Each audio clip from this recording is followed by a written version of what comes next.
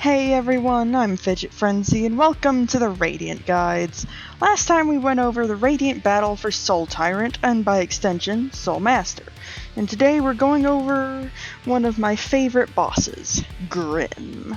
But since we've got the space, and I used different builds for the two versions, we're going over both Normal and Nightmare King. Fun fact, Grimm and Nightmare King Grimm were actually my first Radiants. I got challenged by, once again, my best friend Delta to get them done like she had. Starting with Normal Grimm, for charms I would, as always, suggest Unbreakable Strength, this time with Shaman Stone, Quick Slash, Nailmaster's Glory, and Soul Eater. Unbreakable Strength for extra damage, same with Shaman Stone, Quick Slash for extra hits, Soul Eater to help fuel the Shaman Stone damage, and Nailmaster's Glory for a couple nail art hits. When starting, Grimm will always do his little bow, during which you can always get at least one dream nail off, if not two, getting some free soul. The floor spikes are usually an excellent opportunity to get some soul damage off on him, or if you're close enough to him, spells and nail hits after the spikes are gone. One thing to be worried about with this attack, though, is that if you're too close to a spike when you cast your spell, it'll push you back into that spike, and, well, there goes your Radiant run.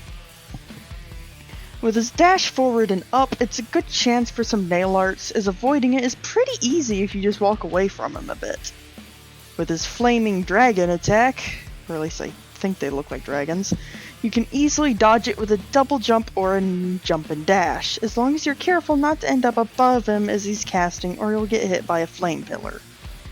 When he goes into pufferfish mode, he becomes invincible to nail hits, but can still be damaged by spells. During this, I would suggest dodging, but if you feel lucky, you can maybe get one or two vengeful spirits off on him. If you have trouble hitting him when he staggers and turns into a bunch of little Grimmchilds, you can always use a Bishriek to get those hits down. With his down dash attack, you can easily pogo off his head, where you can either dash after him for another nail hit, or fall to the floor and hit him with a vengeful spirit. Now for Nightmare King. For Nightmare King, I would suggest Unbreakable Strength, Shaman Stone, and Quick Slash, but this time with Long Nail and Sharp Shadow. For Nightmare King, I would definitely not suggest trying to pogo off him when he does the down and forward dash, since this time he has a trail of flames behind him. If you're good with timing and feeling a bit lucky, though, you can go for it, but only if you have Mark of Pride or Long Nail, because otherwise you'll just end up in the flame trail.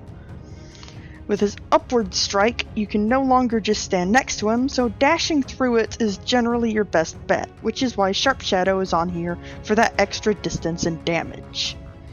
This time his Flaming Dragon attack has 4, and can't really be jumped over completely, but instead dodge through the middle. A single jump and dash is generally all you need to get through it, but sometimes a double jump and dash works best. It depends on how close you are to him, I think. His pufferfish mode is effectively the same, but I would still suggest being a bit more careful and just going for dodging unless you're skilled and with his fireballs. Unlike Normal Grimm, though, he has an added attack where he floats above the floor and makes pillars of fire. During this, you just want to walk towards him and get upward slashes while underneath him, then dash through him, like once again, Sharp Shadow damage. Also getting through a pillar when you dash, and hit him with an Abyss Shriek. He usually spawns 4 pillars of flame before teleporting away during this attack. I think that just about wraps up this guide, unless I forgot something, which, who knows, I probably did. Like the last one, I'll put both full Radiant fights at the end. I feel as if Grimm's a lot easier than Soul Tyrant, but that's probably because I did both Grimms on Radiant before I did Soul Tyrant on Radiant, since he was the last of the ones I did anyway. Either way, I'll see y'all in the next video. Bye!